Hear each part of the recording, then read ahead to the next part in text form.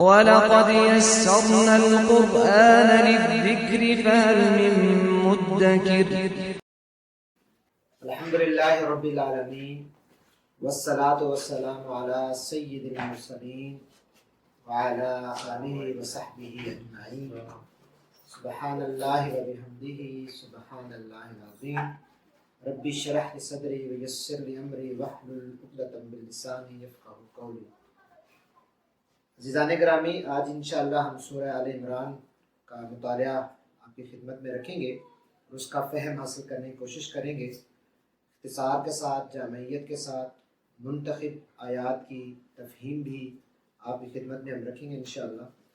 تو سورہ آل عمران کا اجمالی جو میں ایک خاکہ آپ کی خدمت میں رکھتا ہوں، یہ سورہ آل عمران جو ہے یہ 200 آیات پر مبنی سورہ ہے، اور موضوعات کے اعتبار سے اس سورہ مبارکہ کو ہم 2 بڑے حصوں میں تقسیم کر سکتے ہیں، اور پھر ان 2 بڑے حصوں کے ذیلی جو گروپس بنیں گے، تقریباً 7 جو ہے وہ ذیلی گروپ آپ موضوعات کے اعتبار سے ان کے تشکیل دے سکتے ہیں. تو پہلا حصہ جو ہے، جو آیت نمبر 1 سے لے کے آیت نمبر 101 تک ہے، اس میں اہل کتاب سے متعلق جو ہے وہ تفصیلاً بات کی گئی ہے. مختلف موضوعات کو جو ہے وہ اس میں ایڈریس کیا گیا ہے. اور جو دوسرا حصہ ہے، آیت نمبر 102 سے لے کے آیت نمبر 200 تک، اختتام تک، تو اس حصے میں امت مسلمہ یعنی کہ امت محمدیہ صلی اللہ علیہ وسلم کے متعلق جو ہے وہ گفت و شنید کی گئی، تلقین کی گئی، واعظ کیا گیا، ہدایات دی گئیں، رہنمائی دی گئی. تو جو پہلا حصہ ہے وہ ہمارے اس سیشن میں انشاءاللہ ہم اس کی آپ کے سامنے تفہیم رکھیں گے. تو جس طرح میں نے ذکر کیا کہ پہلے حصے کے اگر آپ ذیلی گروپ بنائیں گے تو 4 اس کے ذیلی گروپ بنیں گے، جس میں پہلا گروپ ہے جس میں تمہیدی گفتگو کی گئی ہے. وہ تمہیدی گفتگو آیت نمبر 1 سے لے کر آیت نمبر 9 تک ہے. پھر دوسرا گروپ جو ہے وہ آیت نمبر 10 سے لے کر آیت نمبر 32 تک ہے. اس میں جو ہے وہ اہل کتاب کو اسلام کی، دین اسلام کی دعوت دی گئی ہے، ان کو واضح طور پر مخاطب کر کے ان کو دعوت دین دی گئی ہے. تیسرا گروپ جو ہے وہ آیت نمبر 33 سے لے کر آیت نمبر 63 تک ہے. اس میں جو ہے وہ ہم دیکھتے ہیں کہ عقیدہ تثلیث جو ہے اس کے حوالے سے، اور قصہ جو حضرت مریم علیہ السلام اور حضرت زکریا کے حوالے سے جو ہے وہ قصہ اور پورا واقعہ بیان کیا گیا. اور چوتھا جو گروپ ہے اس میں اہل کتاب کے جو شرور تھے، جن برائیوں میں وہ ملوث تھے، جن گناہوں کا وہ ارتکاب کر رہے تھے، اس کے حوالے سے جو ہے وہ بات آئی ہے، ان کی تفصیل جو ہے بیان کی گئی ہے. یہ گروپ جو ہے وہ آیت نمبر 64 سے لے کر آیت نمبر 101 تک ہے. اس سورہ مبارکہ کی جو ابتدا ہے وہ ان الفاظ سے اللہ تبارک و تعالیٰ فرما رہے ہیں کہ الف لام میم اللہ لا الہ الا هو الحی القیوم نزل علیک الکتاب بالحق مصدقا لما بین یدیہ وانزل التوراۃ والانجیل من قبل ہدی للناس وانزل الفرقان ان الذین کفروا بآیات اللہ لہم عذاب شدید واللہ عزیز ذو انتقام. اللہ تبارک و تعالیٰ فرما رہے ہیں کہ الف لام میم، اللہ وہ زندہ و جاوید ہستی ہے جو نظام کائنات کو سنبھالے ہوئے ہے. حقیقت میں اس کے سوا کوئی خدا نہیں. اس نے تم پر یہ کتاب نازل کی جو حق لے کر آئی ہے، اور ان کتابوں کی تصدیق کر رہی ہے جو پہلے سے آئی ہوئی تھیں. اس سے پہلے وہ انسانوں کی ہدایت کے لیے تورات اور انجیل نازل کر چکا ہے، اور اس نے وہ کسوٹی اتاری ہے. جو وہ کسوٹی کون سی؟ یعنی کہ قرآن حکیم، یہ پاک کتاب جو حق اور باطل کا فرق دکھانے والی ہے. اور اب جو لوگ اللہ کے فرامین کو قبول کرنے سے انکار کریں، ان کو یقیناً سخت سزا ملے گی. اللہ بے پناہ طاقت کا مالک ہے اور برائی کا بدلہ دینے والا ہے. یوں ان الفاظ کے ساتھ اللہ تبارک و تعالیٰ اس سورہ مبارکہ کا آغاز کر رہے ہیں.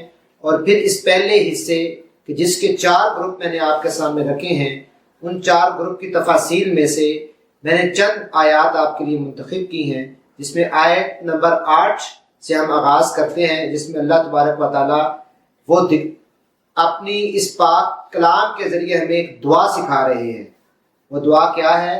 ربنا لا تزغ قلوبنا بعد اذ ہدیتنا وہب لنا من لدنک رحمہ انک انت الوہاب ربنا انک جامع الناس لیوم لا ریب فیہ ان اللہ لا یخلف المیعاد.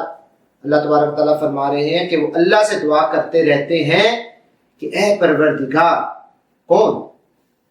جو ایمان لے کر آئے، ایمان والے جو اللہ کا خوف رکھتے ہیں، وہ اللہ تعالیٰ سے دعا کرتے ہیں کہ اے پروردگار جب تو ہمیں سیدھے رستے پہ لگا چکا ہے، جب تو نے ہمیں ہدایت کا راستہ دکھا دیا ہے، اہدنا الصراط المستقیم کے راستے پر ہماری زندگیاں گامزن ہو چکی ہیں، تو پھر کہیں ہمارے دلوں کو کجی میں مبتلا نہ کیجیے. ہمیں اپنے خزانہ فیض سے رحمت عطا کر کہ تو ہی فیض سے حقیقی دینے والا ہے، تیرے پاس ہی فیض ہے، فیض دینے والی ذات تو ہی ہے. پروردگار تو یقیناً سب لوگوں کو ایک روز جمع کرنے والا ہے جس کے آنے میں کوئی شبہ نہیں ہے. تو ہرگز اپنے وعدے سے ٹلنے والا نہیں ہے. تو یہ یہاں پر دیکھیں کہ یہ دعا ہمیں سکھائی جا رہی ہے کہ ہم یہ بار بار دعا کریں اور اپنی ہر روزانہ کی معاملات زندگی میں جو ہے اس دعا کا اعادہ کرتے رہیں کہ اللہ تبارک و تعالیٰ میں اس ہدایت کے راستے پہ جو ہے وہ قائم رکھے، استقامت نصیب فرمائے اور ہمیں کسی کجی میں جو ہے وہ مبتلا نہ کرے. پھر اللہ تبارک و تعالیٰ آیت نمبر 14 میں فرما رہے ہیں زُيِّنَ لِلنَّاسِ حُبُّ الشَّهَوَاتِ مِنَ النِّسَاءِ وَالْبَنِينَ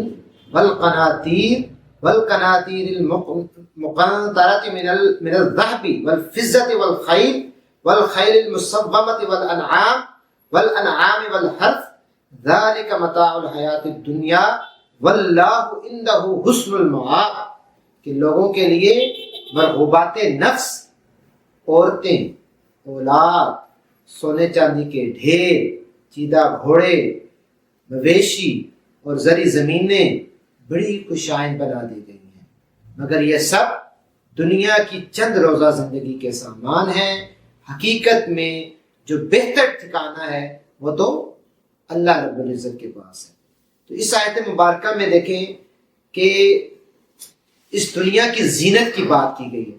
زُيِّنَ لِلنَّاسِ کہ انسانی زندگی کے اس دنیا میں میلانات اور رجحانات کے حوالے سے بات کی گئی ہے، جس سے انسانی زندگی کو مزین کر دیا گیا ہے، جس کی لپیٹ میں پوری انسانی زندگی ہے. تو یہاں اس سے قبل کہ ہم اس کی خرافات کے اوپر بات کریں، ایک چیز کو سمجھ لینا ضروری ہے کہ ان جو نعمتیں، یہ ایک نوعیت میں نعمتیں بھی ہیں، یہ انسانی زندگی کی زینت ہیں، اور انسانی زندگی جو ہے وہ انسان اس کے حوالے سے میلانات بھی رکھتا ہے، رجحانات بھی رکھتا ہے، اور یہ فطری معاملہ ہے.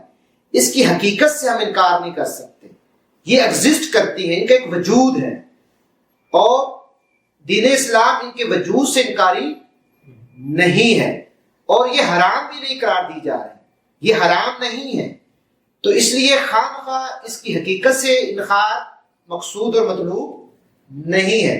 اور جو فطری طور پر انسان کی ذات میں اس حوالے سے جو رجحانات موجود ہے، ان پہ بھی کوئی نقطہ اعتراض نہیں کیا جا رہا، ٹھیک. تو بلکہ یہ ہے کہ انسانی زندگی جو ہے، جو انسانی معاشرہ ہے، جو کرۂ ارض ہے، اس پر انسانی معاشرے کی نشو و نما کے لیے ان چیزوں کا ہونا ضروری بھی ہے، ان چیزوں کا بہتر انداز میں منظم ہونا ضروری بھی ہے، اور اس کے بغیر گزارا نہیں ہے. اور یہ ضروریات زندگی سے متعلق بھی ہیں، ٹھیک. یہ مکروہ نہیں ہے، یہ غلیظ نہیں ہے، یہ حرام نہیں ہے. اس چیز کو پہلے جو ہے نا وہ واضح کر لیجیے. پھر جو بحث ہے جس طرف قرآن مجید متوجہ کر رہا ہے کہ ان کی قدر و منزلت اور ان کا مقام کیا ہونا چاہیے، اس مقام کا تعین کیا جا رہا ہے تاکہ انسان اور بندہ مومن اس مقام سے آگے نہ بڑھ جائے، اس حدود کو جو ہے وہ کراس نہ کر دے. کہ اس لیے ان کی قدر و منزلت کیا ہونی چاہیے، اور اس کا مقام و مرتبہ جو ہے وہ کیا ہونا چاہیے، اس حوالے سے جو ہے وہ بات کی جا رہی ہے۔ اس کی وجہ یہ ہے کہ تاکہ انسان کو اور بندہ مومن کو وہ اعلیٰ و عرفہ مقام نصیب ہو سکے، وہ بلندی اقدار نصیب ہو سکے، اور اس کے کردار کے اندر وہ خوبصورتی پیدا ہو سکے کہ وہ اللہ کے نزدیک بھی مکرم ہو، دنیا میں امامت کے منصب پر بھی فائز ہو، اور معاشرے کا حسن بھی جو ہے وہ برقرار رہے، تاکہ بندہ مومن ان دنیاوی خواہشات کا اسیر نہ ہو جائے اور ان میں غرق نہ ہو جائے، ان میں اپنے آپ کو غرق نہ کر دے، نہ ان کا اسیر ہو جائے، اور یہ نہ ہو، احتمال یہ ہے کہ اگر آپ اس کے توازن کو برقرار رکھنے میں کامیاب نہیں ہوتے تو آپ کی نظریں جو ہے وہ دارالآخرت سے اوجھل ہو جائیں گی، جو کہ بندہ مومن کا بنیادی مطمع نظر ہونا چاہیے، جو فوکس ہونا چاہیے کہ وہ آخرت پر نظر رکھے اور آخرت کی کامیابی کے حوالے سے تگ و دو کرے اور اپنی زندگی کا مقصد اس کے حوالے سے اس کا تعین کرے۔ تو پھر اگر وہ ان کا اسیر ہو جائے گا تو یہ احتمال اور یہ خدشہ موجود ہے کہ نظریں آخرت سے اوجھل ہو جائیں گی، مقصد زندگی سے اوجھل ہو جائیں گی، دین کے راستے پہ وہ متزلزل ہو جائے گا، تذبذب کا شکار ہو جائے گا اور کجی میں مبتلا ہو جائے گا۔ اس سے قبل جو دعا بھی سکھائی گئی، استقامت کا راستے کو چھوڑ دے گا۔ تو اس لیے ضروری ہے کہ ان کی حقیقت کو جو ہے وہ سمجھا جائے۔ تو یہ میں نے بات کر دی کہ یہ فطری پہلو ہے۔ جو دوسرا فطری پہلو ہے وہ یہ ہے کہ انسان، اللہ تبارک و تعالیٰ نے نفس انسانی کے اندر ایک چوکیدار کو جو ہے وہ کھڑا کیا ہے۔ انسان کے اندر ایک روحانی جذبہ موجود ہے، ایک روحانیت موجود ہے، اور انسان فطرتاً جو ہے وہ سلیم ہے اور اپنی نیکی اور خیر کی طرف اس کا رجحان بہرحال موجود ہے۔ تو یہ جو دو رجحانات ہیں، ایک دنیاوی اعتبار سے جو رجحانات اور ترجیحات ہیں، اور دوسرا جو آپ کی روحانی اعتبار سے رجحانات اور میلانات، اور یا وہ روحانی تعلق جو مطلوب ہے کہ انسان روحانی اعتبار سے اپنے رب کے ساتھ جڑ جائے، اللہ کی ذات کے ساتھ، عالم بالا کے ساتھ، الہامی احکامات کے ساتھ اور دائمی احکامات کے ساتھ جو ہے وہ اپنے تعلق کو مضبوط کر لے۔ یعنی کہ دائمی احکامات اور الہامی احکامات جو دراصل حقیقت میں انسان کی فلاح کی ضامن ہے، جس میں انسان کی حقیقتاً فلاح پنہاں ہے، تو اس تعلق کو قائم رکھنے کے لیے جو دوسرا ہے جو روحانی اعتبار سے، تو ان دونوں میلانات میں توازن برقرار رکھنا جو ہے یہ بنیادی طور پہ ضروری ہے، تاکہ انسانی جو انسان کے اندر ایک چوکیدار ہے جو نفس ہے، اس کو کنٹرول کیا جائے، ضبط نفس کی وہ قوت انسان میں پیدا ہو سکے، تاکہ وہ ان چیزوں میں اعتدال برقرار رکھ پائے۔ یعنی کہ یہ جو دنیاوی مرغوبات ہیں جو نفس انسانی کو اپنی طرف قائل اور مائل کر کے گھیر لیتی ہیں اور پھر انسان کو اس دلدل کی طرف لے جاتی ہیں کہ جس میں انسان دھنستا چلا جاتا ہے، پھنستا چلا جاتا ہے، اور پھر انسان اس دوسری جو کیفیت ہے، جو دوسرا راستہ ہے، الہامی راستہ جو ہے، ابدی جو راستہ ہے، اصل جو کامیابی ہے، اس سے دور تر ہوتا چلا جا رہا ہے۔ تو یہ اس چیز کے اندر جو ہے وہ بیلنس رکھنا جو ہے وہ بنیادی طور پہ مطلوب ہے، اس لیے کہ انسان کا جو دل ہے اس کا اصل تعلق کس سے ہونا چاہیے؟ عالم بالا سے۔ عالم بالا سے کیا مراد ہے؟ اللہ کی ذات، آخرت، ٹھیک؟ تو انسان کے دل کا تعلق جو ہے وہ اس کے ساتھ ہونا چاہیے، اور یہ جو رجحانات ہیں یہ انسان کے دل کو اٹریکٹ کرتے ہیں، یہ جو جن کا ذکر یہاں پر تفصیل کے ساتھ آیا، ٹھیک؟ تو اس لیے اصل مطلوب ہمیں کیا ہونا چاہیے؟ اللہ کی رضا، اللہ کو خوش کرنا۔ انسان کی جو ہے جو انسانی جبلت ہے، اس انسانی جبلت کو، اس فطری جبلت کو مہذب بنانے کے لیے، حدود کے اندر مقید رکھنے کے لیے اور حدود کی پاسداری رکھوانے اور کروانے کے لیے ضروری ہے کہ یہ جو حیوانی انسانی یہ جو خواہشات ہیں، انسان کی نفس حیوانی کی ضروریات ہیں۔ انسان ایک معاشرتی حیوان ہے نا جی، تو جو معاشرتی حیوان ہونے کے ناطے یہ فطری تقاضے ہیں اس کے، یہ فطری رجحانات ہیں اس کے، تو ان حیوانی امیشوں کو کنٹرول میں رکھنے کے لیے اور مطلوبہ حدود و قیود کے اندر بند رکھنے کے لیے اور ان کو سرکشی سے محفوظ رکھنے کے لیے اور دنیاوی لذتوں کا اسیر نہ ہونے اور گرویدہ ہونے سے بچانے کے لیے ضروری ہے کہ اس کی طرف انسان جو ہے متوجہ ہو جائے۔ تو یہ میں نے پوری آپ کے سامنے ایک کیفیت رکھ دی ہے۔ اس میں اب ہمیں دیکھنا ہے کہ ہم کس سطح پر اپنے اوپر کنٹرول رکھے ہوئے ہیں، کس سطح تک ہم ان مرغوبات نفس کے اسیر ہیں، کتنا ہونا چاہیے اور کتنے درجے میں ہم ہیں، یہ ہمیں خود اپنا جو ہے وہ جائزہ لینا ہے۔ پھر اللہ تبارک و تعالیٰ یہاں پر آیت نمبر 19 میں واضح طور پر ہمارے سامنے جو ہے وہ بات رکھ رہے ہیں کہ ان الدین عند الاسلام وما اختلف الذين اوتوا الكتاب الا من بعد ما جاءهم العلم بغيا بينهم ومن يكفر بآيات الله فإن الله سريع الحساب۔ کہ اللہ کے نزدیک دین صرف اسلام ہے۔ اس دین سے ہٹ کر جو مختلف طریقے ان لوگوں نے اختیار کیے ہیں جنہیں کتاب دی گئی تھی، ان کے اس طرز عمل کی کوئی وجہ اس کے سوا نہ تھی کہ انہوں نے علم آ جانے کے بعد، چیزیں واضح ہو جانے کے بعد آپس میں ایک دوسرے پر زیادتی کرنے کے لیے ایسا کیا۔ اور جو کوئی اللہ کے احکام و ہدایت کے اطاعت سے انکار کرے، اللہ کو اس سے حساب لیتے کچھ دیر نہیں لگتی۔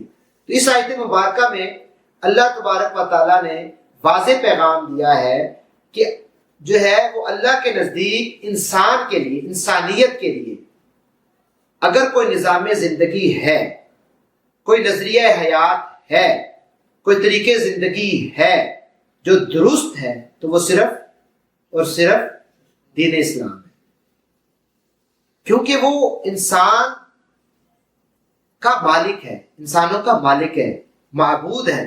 اور جب تک انسان اپنے اندرونی دل کی تمام طاقتوں اور احساسات کی بنیاد پر اس رب کو رب نہیں مانے گا، اس کو معبود تسلیم نہیں کرے گا، کلی طور پر اس کی بندگی کو اور غلامی کو اختیار نہیں کرے گا، اس کے سپرد نہیں کرے گا، اور اس کی بندگی بجا لانے کی بجائے خود کوئی طریقے وضع کر لے گا، کوئی شریک بنا لے گا، پیغمبروں کی ہدایات جو بھیجی گئی ہیں ان میں وہ اپنی من مرضی کے مطابق جو ہے اس کی پیروی کرے گا، تو یہ اس کے لیے مناسب نہیں ہے، یہ اس کے لیے نقصان دہ ہے۔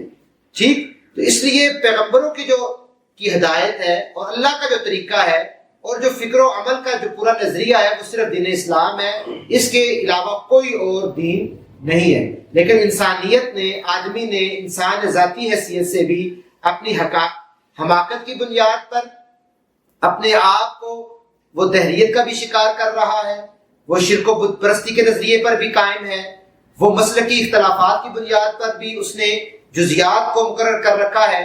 ٹھیک، اور عملاً جو ہے وہ انسانیت جو ہے وہ بغاوت کی روش پر ہمیں دکھائی دیتی ہے۔ تو اس کی بے کنی کرنا جو ہے وہ ضروری ہے، کیونکہ اسلام، اگر کوئی اسلام پر ایمان لے کر آیا ہے اور اپنے آپ کو مسلمان کہتا ہے، تو پھر اس کو یہ دیکھنا چاہیے کہ اسلام صرف دعوے کا نام نہیں ہے، اسلام کسی ایک خاص جھنڈے کا نام نہیں ہے، اسلام صرف نعرے کا بھی نام نہیں ہے کہ اسلام کا نعرہ لگا دیا، کلمہ شہادت کا اقرار کر لیا۔ اسلام خالی تصورات کا بھی نام نہیں ہے، وہ کچھ خیالات پر مبنی بھی کوئی چیز نہیں ہے کہ ہم چند تصورات کو قائم کر کے، کچھ خیالات کو اختیار کر کے تو جو ہے وہ اپنے دل کو مطمئن کر لیں کہ ہم تو اسلام کے مطابق اپنی زندگی کو چلا رہے ہیں۔ ایسا نہیں ہے۔ اسلام جو ہے وہ انفرادی عبادت کا بھی نام ہے، اور اجتماعی دائرے میں جو قوانین ہیں معاشرت کے، تمدن کے، ان کے حوالے سے بھی جو چیزیں ہمارے سامنے آتی ہیں، اس پورے کے پورے نظام کا بھی نام اسلام ہے۔ یعنی کہ انفرادی عبادات میں ہم دیکھتے ہیں کہ نماز، روزہ، حج، زکوٰۃ، ان کے احکامات آتے ہیں۔ یہ رمضان کے روزے بھی ہم اسی حکم کے تحت ہی انفرادی حیثیت سے اس عبادت میں اپنے آپ کو شامل کیے ہوئے ہیں۔ تو اسی طرح جو دیگر امور ہیں جن کو انسانی زندگی کے امور کہا جاتا ہے، جس سے انسانی زندگی یعنی کہ انسانی معاشرے کی باغ دوڑ چلائی جاتی ہے، زمام کار جو ہے، اس کا نام بھی اسلام ہے۔ تو اسلام گویا کہ مکمل ایک عبادت کا نام ہے جس میں اتباع بھی ہے، اطاعت بھی ہے، عدالتی نظام بھی ہے، اور اللہ کے فیصلوں کے مطابق فیصلے کرنے کا نام بھی ہے. تو یہ پورا کا پورا جو ہے وہ اسلام کا ایک تصور ہمارے سامنے اللہ تبارک و تعالیٰ واضح طور پر جو ہے وہ پیش کر رہے ہیں.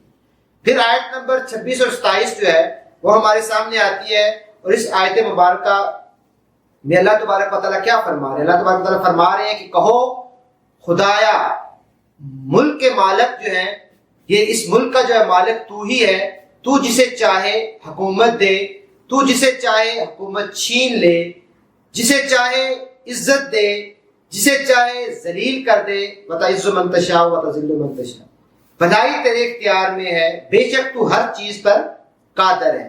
تو رات کو دن میں پروتا ہوا لے کر آتا ہے, اور دن کو رات میں جاندار میں سے بے جان کو نکالتا ہے, اور بے جان میں سے جاندار کو نکالتا ہے. تو جسے چاہتا ہے بے شمار رزق عطا کرتا ہے. کون رزق عطا کرنے والا ہے؟ تو اس آیت مبارکہ کو جو ہے وہ آیت الملک بھی کہا جاتا ہے. اللہ تعالیٰ کی بادشاہت کی یہ نشانی ہے آیت مبارکہ, یہ آیت 26 اور 27. اس میں اللہ تبارک و تعالیٰ نے اپنی بادشاہت کا واضح طور پر اعلان کیا ہے کہ میں جسے چاہوں اقتدار دوں, میں جسے چاہوں اقتدار چھین لوں, میں جسے چاہوں عزت کے منصب پر فائز کر دوں, میں جسے چاہوں اس کو ذلیل و رسوا کر دوں, اس کو تباہ و برباد کر دوں. یہ اس چیز کو جو ہے وہ دیکھیں. پھر آیت نمبر 27 کے اندر اللہ تبارک و تعالیٰ فرماتے ہیں کہ کفار سے دوستی جو ہے وہ نہ کرو, ان کو جگری یار نہ بناؤ. اگر ایسا کرو گے تو تم کیا کرو گے؟ اللہ تعالیٰ سے تمہارا تعلق جو ہے وہ کمزور ہو جائے گا. یعنی کہ تم نے اللہ کے علاوہ کسی اور کو اپنا دوست اور یار اور جگری دوست بنا دیا. جگری دوست تو اسی کو انسان بناتا ہے نا جس سے بڑا محبت کا ایک تعلق ہوتا ہے. پھر اللہ تبارک و تعالیٰ آیت نمبر 31-32 میں کیا فرما رہے ہیں؟ فرما رہے ہیں قُلْ إِن كُنتُمْ تُحِبُّونَ اللَّهَ فَاتَّبِعُونِي يُحْبِبْكُمُ اللَّهُ, کہ اگر تم مجھ سے محبت کرتے ہو اور محبت کا دعویٰ کرتے ہو تو اس کا فارمولہ میں تمہیں بتا دیتا ہوں کہ محبت کا دعویٰ جو ہے وہ اس کا عملی مظاہرہ کیا ہے کہ میری پیروی اختیار کر لو. تو جو میری محبت کا دعویٰ کرتا ہے اس کو میری پیروی اختیار کرنی ہے. تو جو میری پیروی اختیار کرے گا اللہ تبارک و تعالیٰ اس سے محبت کریں گے. یہاں پر اطاعت کی بات نہیں ہو رہی, یہاں پر اتباع کی بات ہو رہی ہے. یہ چیز اطاعت اور اتباع میں یہ فرق کو ضرور سمجھ لیجیے. عمومی طور پر ہمارے ہاں اطاعت کی بات ہوتی ہے نا جی, اطاعت کا استعارہ استعمال ہوتا ہے. تو اطاعت کیا ہے؟ حکم کی ہوتی ہے, یعنی کہ حکم دیا گیا اس کی آپ کو اطاعت کرنی. اس میں کوئی راہ فرا نہیں, کوئی اور آپ کے پاس آپشن نہیں ہے, یہ لازمی چیز ہے کہ اطاعت جب آپ ایمان لے آئے ہیں تو اللہ اور اس کے رسول کی اطیعوا اللہ و اطیعوا الرسول, کہ اللہ اور اس کے رسول کی آپ کو اطاعت کرنی ہے, لازم و ملزوم ہے, کوئی اور راستہ نہیں ہے. اتباع کیا چیز ہے؟ اتباع اختیاری چیز ہے, لازمی ملزوم نہیں ہے, یہ اختیاری چیز ہے.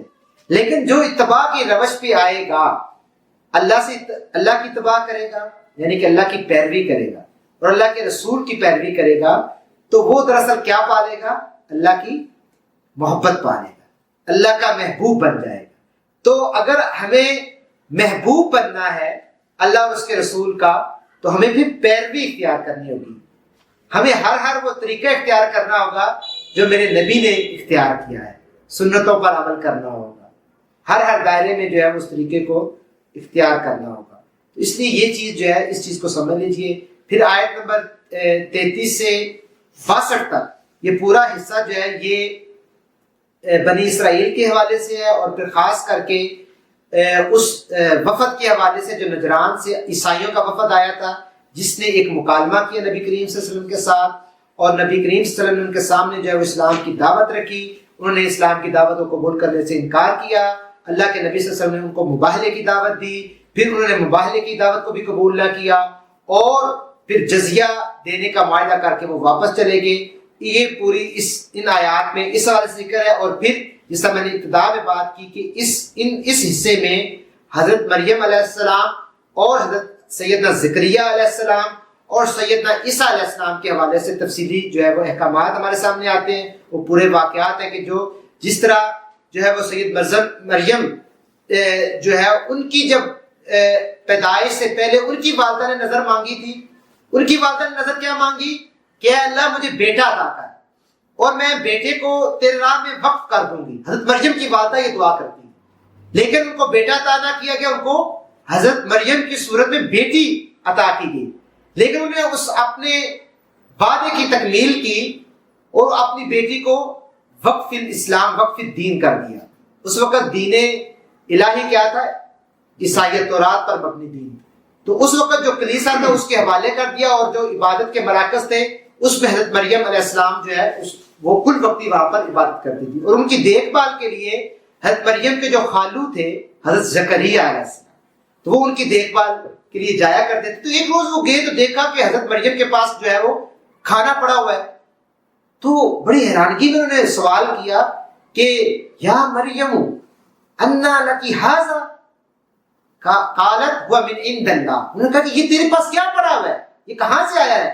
حضرت مریم نے جواب دیا کہ تو میرے رب کی طرف سے آیا. تو یہ پوری کیفیت، پھر اس پوری کیفیت کے بعد حضرت زکریا کے اندر بھی طلب پیدا ہوئی، اور انہوں نے بھی بیٹے کی دعا مانگی کہ اللہ مجھے جو ہے وہ نیک اور صالح بیٹا دے جو تیرے دین کی خدمت کرے. تو پھر یہ بشارت دی گئی، اور ان کو حضرت یحییٰ کی بشارت دی گئی. پھر حضرت مریم کو جو ہے وہ بیٹے کی بشارت دی گئی، اور حضرت مریم کو جو ہے اللہ تبارک و تعالیٰ نے حضرت عیسیٰ کی صورت میں نبی جو ہے وہ عطا کیا، اور ان کو پھر بہت سارے جو ہے معجزات جو ہے وہ نصیب ہوئے.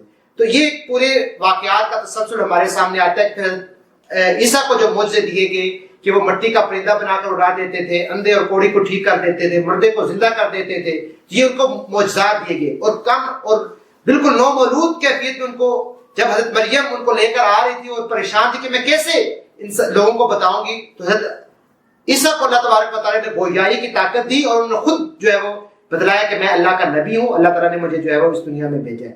تو یہاں پر یہ پوری کیفیت، اور آخر میں جو ہے رکوع نمبر 7 سے لے کر اس جو پہلا حصہ ہے جو آیت نمبر 101 تک ہے سورہ آل عمران کا، اس کے رکوع نمبر 7 سے 12 تک جو ہے وہ مختلف متفرق باتیں کی گئی، اور اس میں ایک ذکر ہوا پیغمبروں سے عہد لینے کا.